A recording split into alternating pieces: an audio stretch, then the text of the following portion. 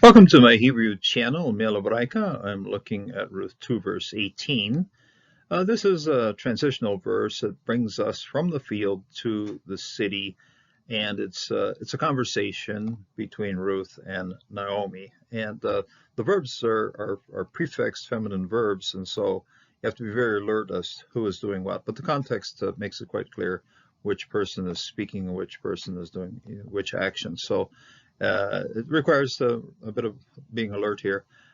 We're getting actually the next 3 or 4 verses does require a lot of attention to detail as to just who is saying what.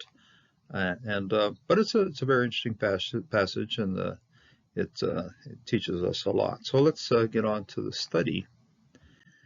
Again, using an ancient codex of about 1,100 years old, and invite you to find a good English Bible, a standard type translation, to follow what we have happening here. Verse 17 ends with shorim. That's the harvest of the barley, the grain that has the hairs on it. So shorim, so the barley. And so it has a nice siluk sof pasuk ending that verse 17. So it tells us very clearly where 18 is going to start here. It starts right here.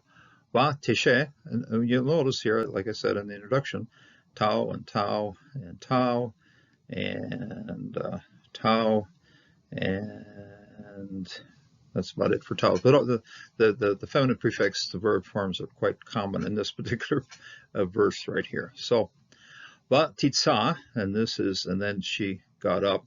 This is the nasa verb. You look it up in the dictionaries or your apps, you'll find nun shin aleph. It can be understood in 2 ways, and I'm pretty sure in Hebrew it was understood in both ways, and that is she gets up, okay, so because here's tabo, and she comes, and then here you have titsa, then she gets up. But so this is a reflexive sense of it, but it's also an active sense, and then she lifted up. In other words, she lifted up the grain, the shorim right here, and translators probably mulled this over as to which of the 2 it has to be here. But in Hebrew, it probably understand it as both. She's getting herself up, and she's lifting up this pile of grain as well. So titsa. This is then looks like a hifo, but it's probably just more of it's more active. In other words, if you say this one, tats tabo, she came, that kind of action carries through with this one as well. So titsa, and then she got up, and she lifted up. She got up, she lifted up. Tabo, and then she came. She returned or came. Bo. This has notice it has a full root as you find in the dictionary. Bet holam bet vav aleph, and not always appears with the center consonant, but here we do have it. Okay, but this is consonant used as a vowel. This is a matrix lecciones here for complete holam. Tabo, and then she came.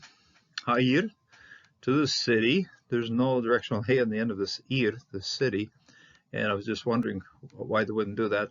Probably sound a little bit too much like a proper name here, ira. Okay, so just leave it the way it is. Okay, ha'ir, the city. This is the city of Bethlehem. Va tere, and then now we'll have to skip ahead to this word here. Ha motach, that is mother-in-law of her. Okay, you have a possessive hey at the end of this particular noun right here. Mother-in-law of her. This would then be Naomi, of course. So the mother-in-law of her, tere, saw. Okay. Now it's very easy to mix up yare and yare.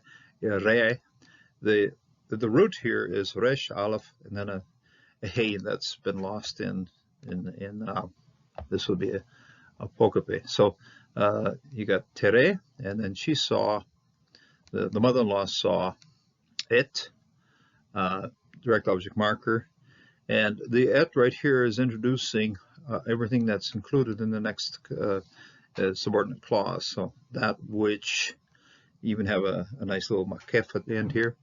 Notice there's no accenting on this part, because the accenting when you have a makef like this quite often pushes the whole accent into the next and it pushes all the way up to an atna right here. The atna is over here. So et asher le keta, which he had gathered. Now, I find whenever we have a lamed in front of a word like this, you tend to treat it as a preposition. But no, this is part of the root. It's laket, to gather.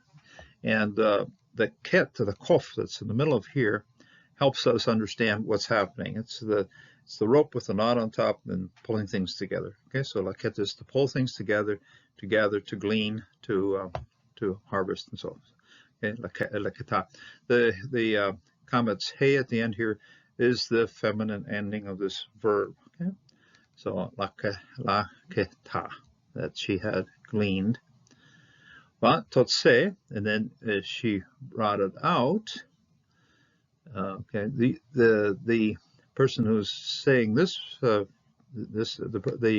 subject of this verb is hamota, the mother-in-law, and the subject of this verse is back here to Ruth, where we start with totse. Then she brought out. Okay, totse.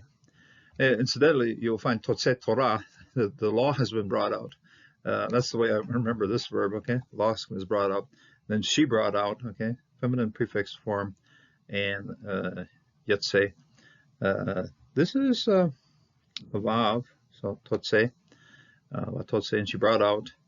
Va titen, and then she gave. Okay, again, this is the prefix, the feminine prefix of the verb here, and then she gave makef right here, and then across to lach, to her. Okay, preposition here. This is part of the root, but this is the preposition to her. This is kametz he, which is the last suffix pronoun on the end of this particular. It's a pair of preposition and pronoun here together. Et, that or which, ashid. Oh, we have the same sequence here. Et ashid, okay. Et ashid, that which, ho tera. Now this is ho tera. Yeter is what is left over, okay? That which has been left over, what she had left over. It's the feminine ending of this particular verb here. So hotera, which she had left over. Mitzava, again, feminine ending, same endings as this one. You have the kametz he and the kametz he ending this particular verb. This one is what is left over, and this is to be satiated or to be full. Okay, mishava. So she had left over and she was full. If you go back to verse 2, you will find this sequence reversed, and because the yeter will be at the end of that verse, and then the one that precedes that is shaba. But this is inverted this time around. So she had it left over, kept it then, guarded it, of course. This probably was the kalim, the roasted grain that Boaz had given to her. This is prepared food. This is fast food. This is food that has been donated to her. And so she kept it apart. The grain, of course, she had all in her rebozo, her large shawl, and the grain was kept probably apart in some sort of handkerchief or something. And then that was what she brought then to her hamotah, to her mother-in-law. A very beautiful, how you say, a beautiful story here of a person who works hard, but always has in mind what other people need. And so we see it here that as soon as she had enough to eat, she just kept the leftovers, kept whatever she had left, and knew that that's what she was going to give to her hamotah, to her